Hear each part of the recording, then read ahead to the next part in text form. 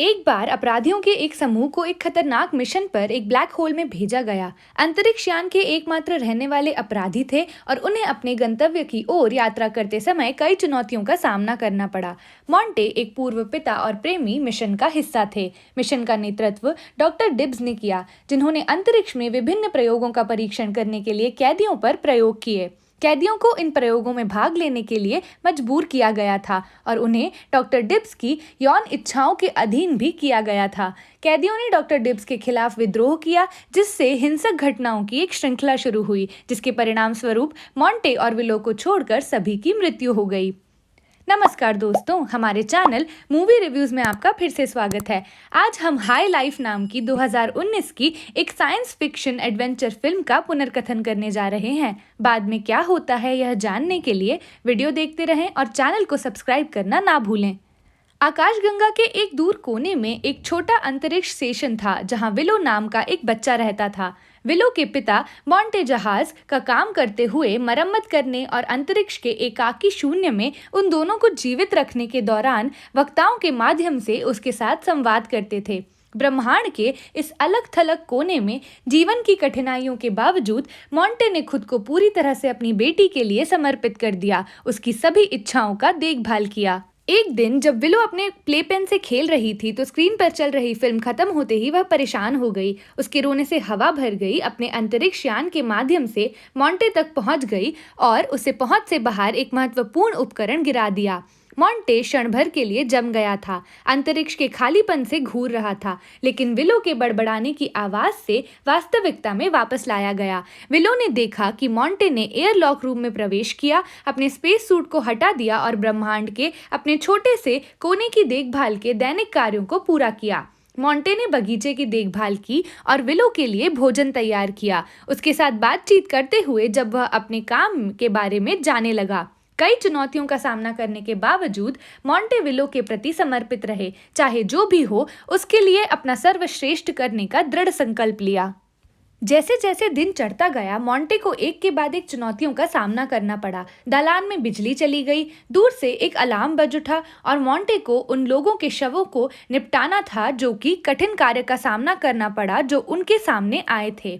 इस सब के माध्यम से मॉन्टे मजबूत रहते रहे, विलो की देखभाल की और इन दोनों को जीवित रखने की पूरी कोशिश की।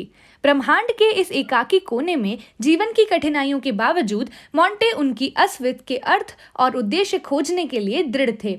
उसने अपने दोनों जीवन को समाप्त करने के विचार का मनोरंजन किया, लेकिन अंततः इसके खिलाफ फैसला किया। विलो को सुरक्षित रखने और उसे अपने कठोर परिवेश के खतरों से बचाने का तरीका खोजने का दृढ़ संकल्प लिया। जब विलो सो रही थी तो मॉन्टे ने उसके लिए गाना गाया, उसे देख रहा था और उसके दिल की धड़कन और सांस को महसूस कर रहा था। अंत में मॉन्टे अपने विचारों के साथ अकेला रह गया। ब्रह्मांड के इस दूर स्थान कोने में संकल्प और दृढ़ संकल्प की भावना के साथ जीवन की चुनौतियों का सामना कर रहा था। सभी बाधाओं का सामना करने के बावजूद मॉन्टे विलो के प्रति समर्पित रहा, उसे सुरक्षित रखने और उसे फलने फूलने में मदद करने के लिए अपनी शक्ति में सब कुछ करने के लिए दृढ़ संकल्पित था। आपको क्या लगता है कि मॉन्टे अपनी बेटी पर टिक पाएंगे? हमें कमेंट सेक्शन में कमेंट करके बताएं। पृथ्वी से वीडियो प्राप्त करने के बावजूद मॉन्टे अपने ग्रह के साथ संवाद करने में असमर्थ थे और उन्हें लगा कि वीडियो हेरफेर का एक रूप है, जिससे उन्हें लगता है कि वे वापस आ सकते हैं। वह अपने अतीत को दर्शाता है, जिसमें उसके कुत्ते और एक करीबी दोस्त की मौत से जुड़ी एक दर्दनाक बचपन की घटना भी शामिल थी। पृथ्वी पर वापस एक प्रोफेसर का साक्षात्कार लिया जाता है, जो मौत की सजा पाने वाले कैदियों के अमानवीय व्यवहार के खिलाफ बोल रहे हैं, जिन्हें बिना किसी संचार या वापसी के मौके पर प्रयोग करने के लिए अंतरिक्ष में भेजा जाता है। इसी बीच मॉन्टे ने अंतरिक्ष स्टेशन में अपनी बेटी विलो को कैसे चलना है यह सिखाने में आनंद लिया। वह अपने पूर्व साथियों, विशेष रूप से बॉयज, एक लाल सिर वाली महिला को याद करता है, जिसकी वह कल्पना करता है और उसकी खराब पृष्ठभूमि के बावजूद वह पृथ्वी पर एक खुशहाल जीवन व्यतीत करता है। मॉन्टे की तरह अंतरिक्ष स्टेशन के अधिकांश निवासी पूर्व मौत की सजा वाले कैदी या उम्र कैदी थे, जिनके उसके बजाय विज्ञान की सेवा करने का मौका दिया गया था।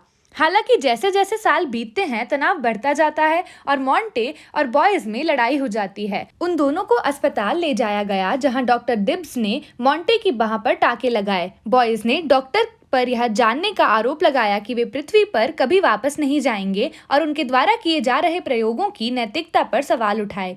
प्रयोग के हिस्से के रूप में डॉक्टर डिब्स मनोरंजक गोलियों के बदले में पुरुष कैदियों के नमूने लेते हैं, लेकिन मॉन्टे ने भाग लेने के लिए इनकार कर दिया। जहाज के पायलट नॉनसेन प्रयोगों के बारे में उत्सुक हो जाते हैं और डॉक्टर डिब्स से पूछते हैं कि यदि वे असफल हुए तो क्या होता है, लेकिन डॉक्टर सवाल से बचते हैं। बाद में डॉक्टर डिब्स द बॉक्स के रूप में जाने जाने वाले एक निजी कमरे में चले जाते हैं, जहां वह निजी इस्तेमाल के लिए एक उपकरण का उपयोग करते हैं।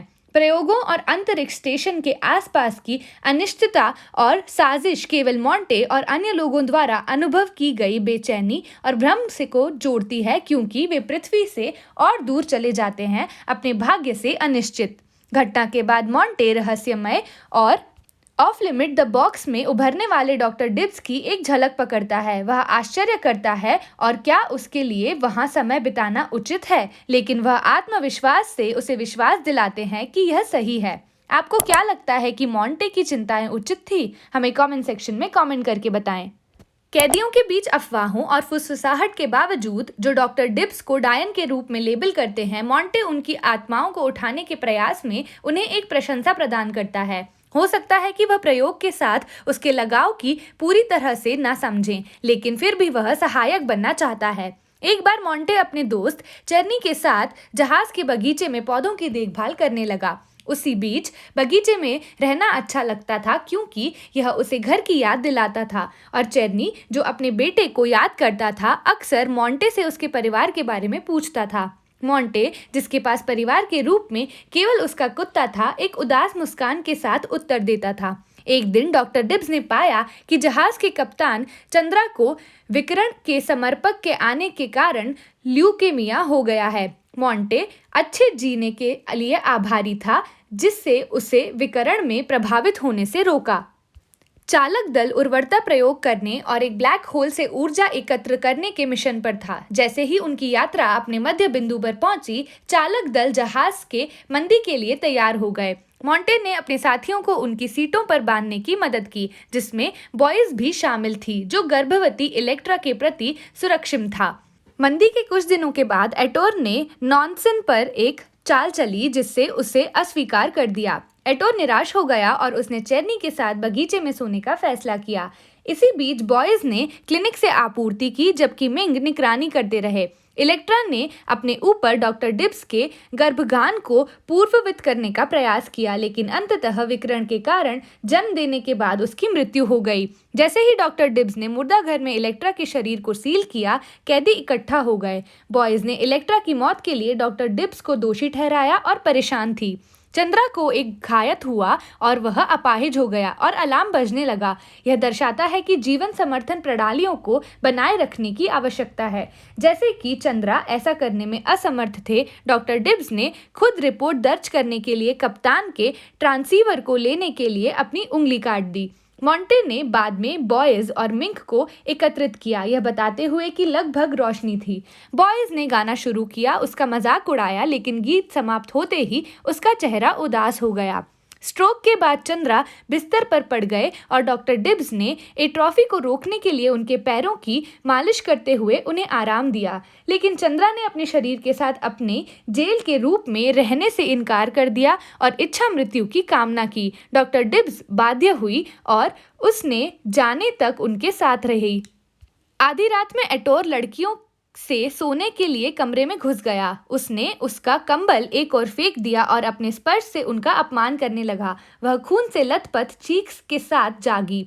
मिंक को जगाया, जो जल्दी ही एटोर से मुट्ठी के साथ मिला था। नॉनसेन ने हस्ताक्षर करने की कोशिश की, लेकिन उसे पीटा गया। लड़कियां बेबस होकर अपने बिस्तर से बंधी थी। मॉन्टे और चेर्नी ने हंगामा सुना और लड़कियों की सहायता के लिए दौड़ पड़े। मॉन्टे की ताकत के लिए एटोर का कोई मुकाबला नहीं था, जिससे उसे तब तक पीटा जब तक कि चेर्नी ने उसे खींच नहीं लिया।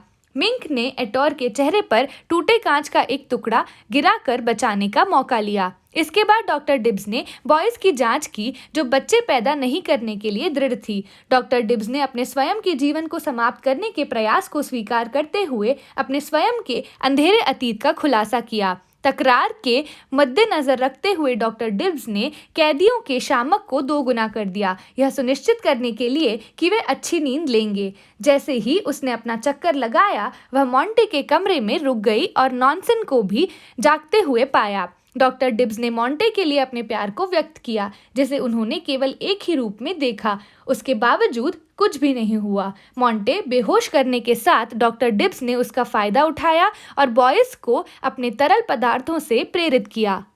महीनों बाद बॉयज ने एक स्वस्थ बच्ची को जन्म दिया, लेकिन यह जानकर कि वह डॉक्टर डिब्स के प्रयोग का हिस्सा थी, अवसद में वह डूब गई। दूसरी ओर डॉक्टर डिब्स बहुत खुश थी। वर्षों बाद विलो बच्ची एक किशोरी के रूप में बड़ी हो गई थी। मॉन्टे ने उसे अपने बिस्तर में पाकर जगाया और उसे डांटने पर उसने उसे खून के धब्बों पर ध्यान दिलाया जो उसके नारीत्व तक पहुंचने का संकेत देते थे। विलो ने मॉन्टे के रिकॉर्ड पढ़ने की बात कबूल की और अपने पिछले अपराधों के बारे में जाना। अंतरिक्ष में यात्रा के लिए नॉनसन ब्लैक होल के अभिनय के परेशान थे, लेकिन एकमात्र पायलट के रूप में उनके पास कोई और विकल्प नहीं था। हालांकि बॉयज की अलग योजनाएं थी, नॉनसन को फावड़े से मारना और शटल से उसकी जगह लेना। बॉयज की यात्रा छोटी हो गई क्योंकि आवड़िक बादल ने शटल को ब्लैक होल में पुनर्दर्शित कर दिया। अंतरिक्ष यान पर वापस मिंक ने त्रासदी के लिए डॉक्टर डिब्स को दोषी ठहराया और फावड़े से उस पर प्रहार किया। मॉन्टे ने मिंक से फावड़ा लिया और गलती से उसे मार डाला।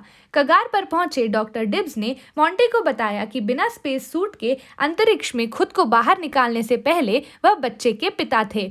मॉन्टे को उसे बचाने और दुख में खुद को नुकसान पहुंचाने में बहुत देर हो चुकी थी। अंत में केवल मॉन्टे और चेरनी ही रह गए। चेरनी ने अपने परिवार को गौरव दिलाने के अपने शुरुआती इरादों को साझा किया, लेकिन अंततः उसकी भी मृत्यु हो गई। मॉन्टे को अपने विचारों और घटित घटनाओं की भावनात्मक स्मृति के साथ अकेला छोड़ दिया गया। मॉन्टे और विलो एक अंतरिक्ष यान पर थे, केवल कंपनी के लिए एक दूसरे के साथ। अपने दोस्त को दफनाने के बाद मॉन्टे ने बच्चे को इंक्यूबेटर से बाहर निकाला और धीरे धीरे उससे प्यार करने लगा, क्योंकि उसने उसे स्वस्थ और आशा से भरा देखा। अंतरिक्ष यान अस्त व्यस्त था और सिस्टम ने पास में एक जहाज और पता लगाया। मॉन्टे ने जांच करने के लिए दूसरे जहाज में प्रवेश किया, लेकिन यह पूरी तरह से अराजकता में पाया गया, जिसमें केवल कुत्ते ही जीवित प्राणी थे। वापस अपने अंतरिक्ष यान में विलो ने एक पिल्ले की मांग की, लेकिन मॉन्टे ने मना कर दिया। बाद में ब्लैक होल ने पीली रोशनी की एक अंगूठी का उत्पादन किया और खोने के लिए कुछ भी नहीं होने के कारण मॉन्टे और विलो ने अपना शटल तैयार किया, जो अज्ञात का सामना करने के लिए तैयार था। उन्होंने अपने घर को अलविदा कहा और हाथ पकड़कर ब्लैक होल में चले गए, अपने भाग्य का एक साथ सामना करते हुए। तो दोस्तों, आज के लिए बस इतना ही। इस अद्भुत फिल्म रिकैप को देखने के लिए इस वीडियो को स्क्रीन पर देखें। इसके अलावा सुनिश्चित करें कि आपने उस पर सब्सक्राइब बटन दबाया है और बेल आइकन को हिट किया है, ताकि कोई भी रोमांचक फिल्म रिकैप कभी ना छूटे। देखने के लिए धन्यवाद।